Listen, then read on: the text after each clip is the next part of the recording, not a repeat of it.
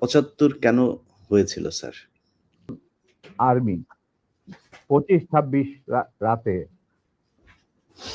মানে বাঙালিদের উপর, নিরীহ বাঙালিদের উপর শেখ সন্ত্রাসবাদ, অ্যাট্রোসিটি বলো, জেনোসাইড বলো, চালালো, এবং যাতে লক্ষ লক্ষ হাজার হাজার শিশু, নারী, পুরুষ প্রাণ হারালো, ছাত্র জনতা কোনো কারণ ছাড়া।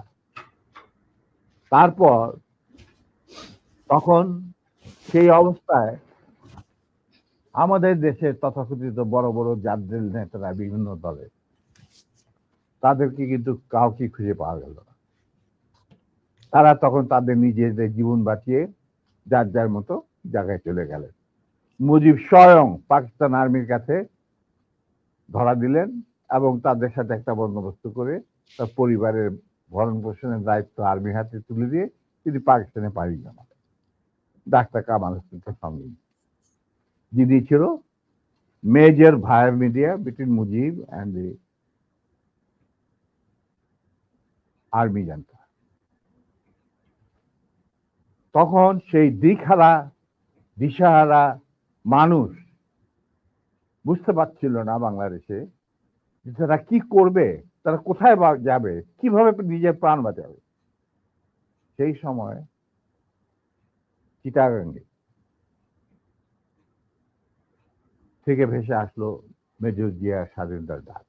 সেই ডাকে দেশের লোক একটা আলোর রশ্মি দেখলো যে হ্যাঁ,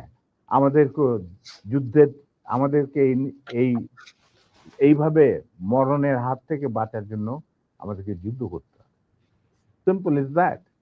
আর সমস্ত দেশে সর্বপরিসরে লোক বিদ্রোহ সেই মুক্তিযুদ্ধ সংগ্রামে ডাকে সাড়া দিয়ে মুক্তিযুদ্ধ গড়ে তুলবে। কোন বিবেকবান বাঙালি তখন যারা পাকিস্তানে চাকরি করতেন তাদের পক্ষে নিশ্চুপ বসে থাকা সম্ভব ছিল না। কি হয়েছিল ৭৫-এর ১৫ই আগস্ট? ১৫ই আগস্ট কিন্তু কোনো বিচ্ছিন্ন ঘটনা না। এটা সূত্রপাত হয় মুক্তিযুদ্ধ চলাকালীন অবস্থায়। আমরা বুঝতে পেরেছিলাম যে বাংলাদেশের মুক্তিযুদ্ধটা অ্যাকচুয়ালি কাদের ইন্টারেস্টে হচ্ছে। এটা কি আমাদের ইন্টারেস্টে হচ্ছে যে আমরা আমাদের দেশ যুদ্ধ করে স্বাধীন করব, নাকি এটার পেছনে অন্য কোনো উদ্দেশ্য কাজ করছে?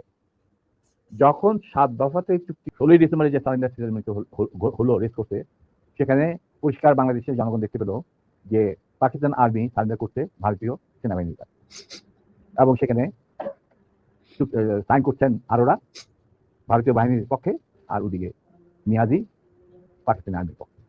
সেখানে মুক্তিযোদ্ধারা কোথায়? এই ঘটনায় কি প্রমাণিত হলো?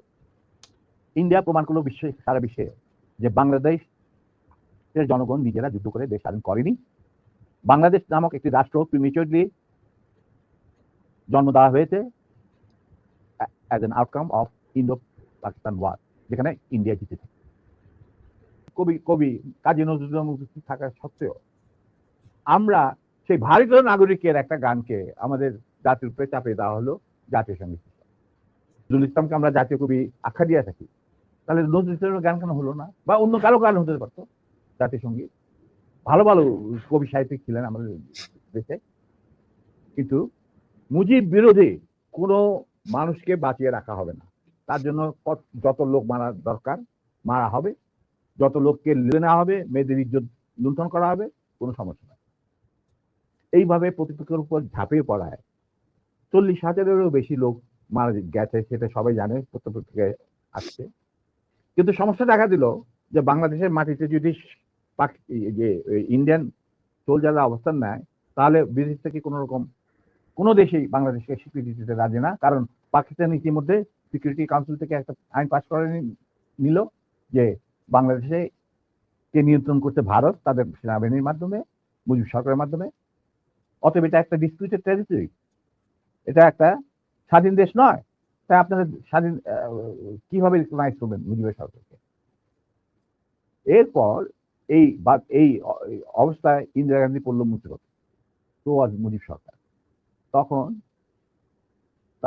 ইন্ডিয়ান সরকার ডিসাইড করলো যে ঠিক আছে, আমাদের সোলজার আমরা ফেরত নিয়ে আসবো, তার পরিবর্তে আমরা জাতীয় রক্ষী বাহিনী বানিয়ে, তাই করা হলো।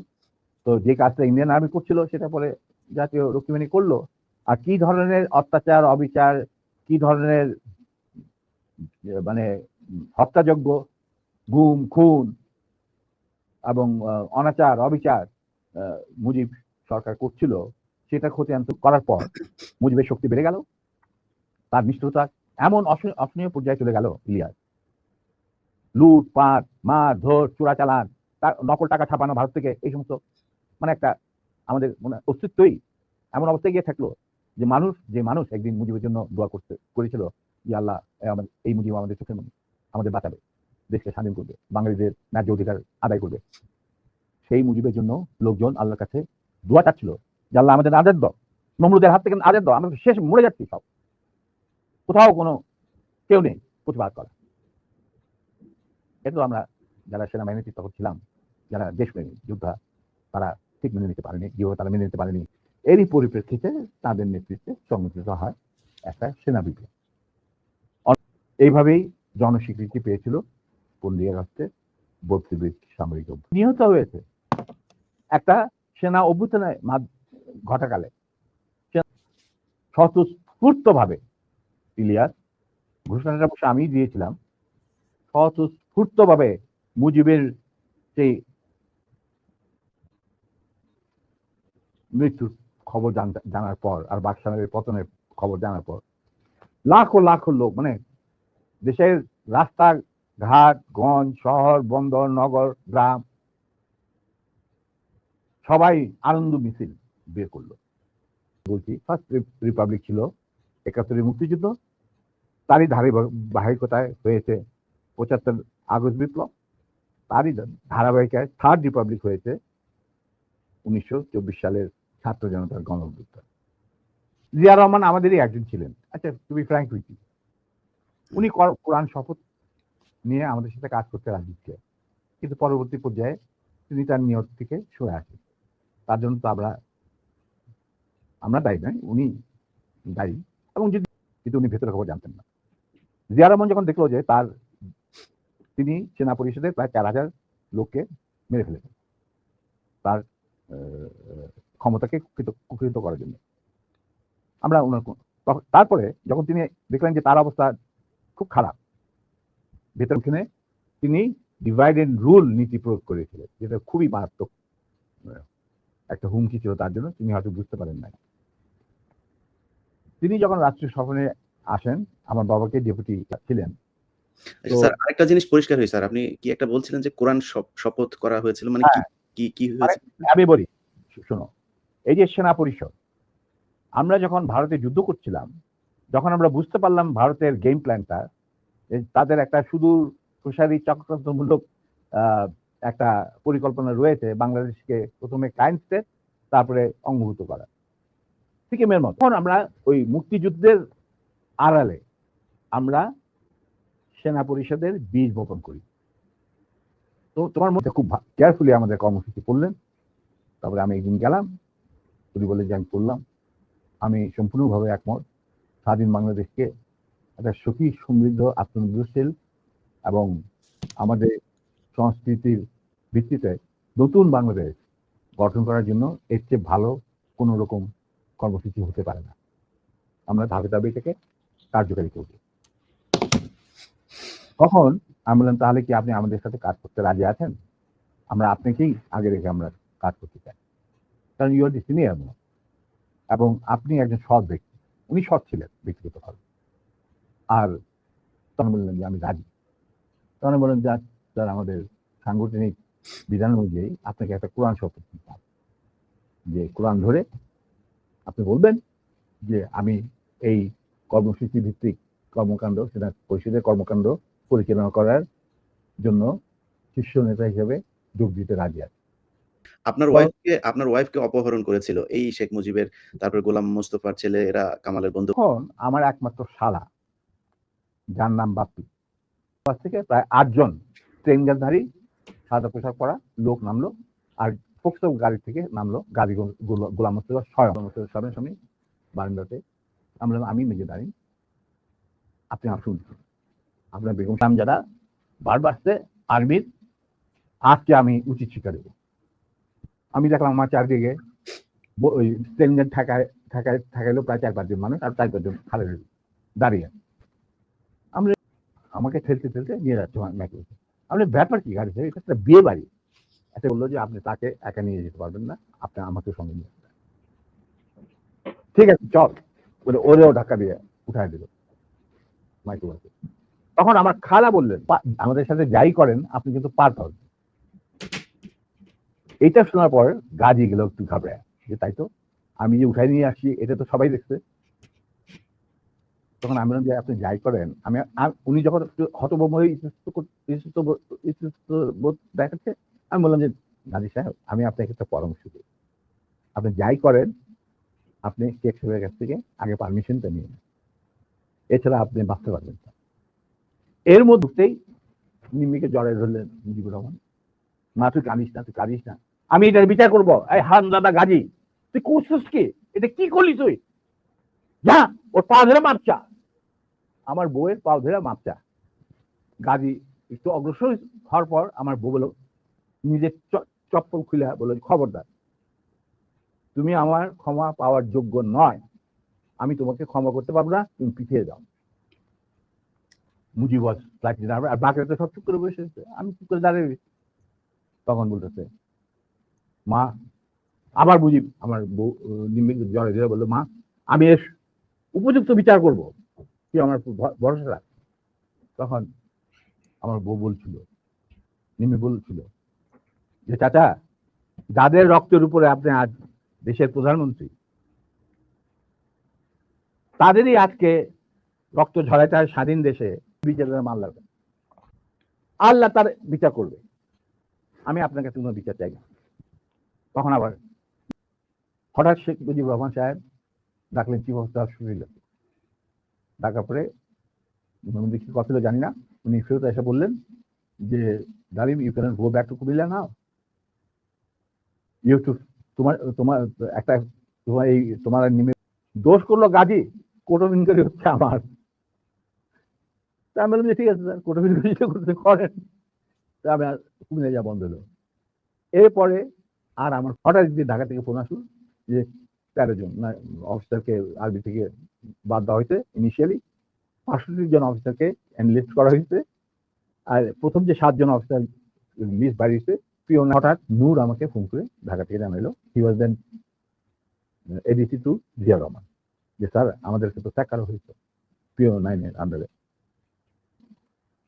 তুই কেন, I am no more interested. যেই আর্মিতে আমরা কোনো কিছু লোক আবার রিমাইন্ডার আসলো মুজিবের তরফ থেকে, তখন তার মানা করা যায় গেল। যাওয়ার পর that was the last meeting between us, তোদের জন্য আমি কি করতে পারি, তোরা যদি বিদেশে চাকরি করতে চাস আমি তোদেরকে বিভিন্ন মিশনে পাঠাতে পারি, যেখানে যাদের ইচ্ছা। তোরা যদি ব্যবসা করতে চাস তাহলে শেখ নাসেরের পার্টনার হয়ে ব্যবসা কর, মানে তার ছোট ভাইয়ের সাথে স্বৈরাচার হিসাবে বলতে পারবো। হ্যাঁ, আমি এটাই বলছি জি স্যার, এখনকার হাসিনার কথা বলছি জি স্যার। এখনকার হাসিনা ওয়াজ ফার মোর ভিশাস এবং রক্ত পিপাসু দেন হার ফাদার। এটা বলতে আমার কোনো, মুজিব বীজ বপন করেছিল এক নায়ককে ফেরে, আর সেইটাকে 16 বছরে পাকাপোক্ত করতে ভারতের সাহায্যে হাসিনা, এবং সে তার চেয়েও বেশি বাংলাদেশে ক্ষতি করতে, বাংলাদেশের লোকে মারছে, গুম করছে, আয়না ঘর সেই ঘর ফাল এই সমস্ত। অতএব তার কীর্তিকলাপ মুজিবের তুলনায় হাজার গুণ বেশি। স্যার, মেজর জলিলকে গ্রেফতার করেছিলেন কেন আপনারা স্যার? কে? মেজর জলিলকে কেন গ্রেফতার করতে হলো? ও, সে আমাদের একজন সহজ মানে সমমনা মেম্বার ছিলেন। ওনাকে বন্দি করছিলেন, মূল কারণ ছিল ওই ভারত যে 16,000 কোটি টাকার জিনিসপত্র চুরি করে লুট করে নিয়ে গেছিল বাংলাদেশ থেকে, যেটা পারমিশন দিয়েছিল মুজিব সরকার, মানে তার যদি সরকারের মুজিব সরকার, তার বিরুদ্ধে he was the man who spoke out, যে আমি একটা জিনিস বনগা দিয়ে কোনো ট্রেন যেতে দেবো না। সেই জন্য তাকে অ্যারেস্ট করছিল। পরে বসে মুক্তিযোদ্ধাদের আমাদের চাপে ছাড়িয়ে দিতে পারবে। He was a দেশপ্রেমী। জহির রায়হানের বিষয়টা কি ছিল স্যার? দেখো, আমরা তো আর্মিতে চাকরি করতাম, তো বাইরে কি হচ্ছে টচ্ছে, তবে কিছু জানতাম, স্বপন টপন এরা ছিল, সব ক্র্যাক পার্সন সবাই চিনা। আমি তোমাকে বলবো, যুদ্ধের সময় শেষ পর্যায়ে বলা যাবে বিভিন্ন জন বিভিন্ন রকম কথা, বিভিন্ন আঙ্গিক অঙ্গনে কি করতে হবে না হবে এই সমস্ত আলাপ করে হচ্ছিল, ওদের কাপড় কি। আর ডিপি ধর ঘুরে ঘুরে প্রত্যেক গ্রুপের কাছে গিয়ে শুনছিলেন যে কি কথাবার্তা হচ্ছে। একসময় আমরা যখন gentleman, listen to me, you don't have to bother about all this thing. You will just go back to independent Bangladesh and rest of the thing will be taken care of by us. এই কথার সাথে যদি তুমি একটু relate করার চেষ্টা করো, তাহলে জহির রহমান যেহেতু উনি একটা মুভি বানাচ্ছিলেন অপকীর্তি, মানে সকল মুক্তিযুদ্ধের উপরে, মানে আওয়ামী লীগের অপকীর্তি এবং কিভাবে ভারতকে দেশ বেঁচে দেওয়ার খেলা চলছে, এই ব্যাপারে উনি একটা ভিডিও বানাচ্ছিলেন। অতএব তাকে ডাইকে নিয়ে গিয়ে মারা। Ask this question: what do you think is the losses of life in this so-called freedom during this freedom struggle? Mujib বলল 3 মিলিয়ন। 3 লক্ষ করে বানায় ফেলাইলো 3 মিলিয়ন। ওইখান থেকে যে রেকর্ড বাজার শুরু হইলো 3 মিলিয়ন, ওই 3 মিলিয়ন চলতেই আছে। তখন আফটার দ্য ইন্টারভিউ, সিরাজ ভাই বুদ্ধিজীবী হত্যাকাণ্ডটা, ওই তুমি যদি ডিপি ধরার কথা, কারা করেছে স্যার? ডিপি ধরার কথাটা যদি তুমি শুনে থাকো ভালোভাবে, আর শ্রোতারা যদি শুনে থাকে, সেটা তো পরিষ্কার ইঙ্গিত থাকে যে তারাই সবকিছু করে দেবে, আমাদের কাজ দরকার নাই। তো এটা কাজ, এদেরকে মারার পর একটা মেধাশূন্য বাংলাদেশকে তারা গড়বে, ইন্ডিয়ান মানে ইচ্ছা মতো। এই ব্যাপার। আর সিরাজ রকেট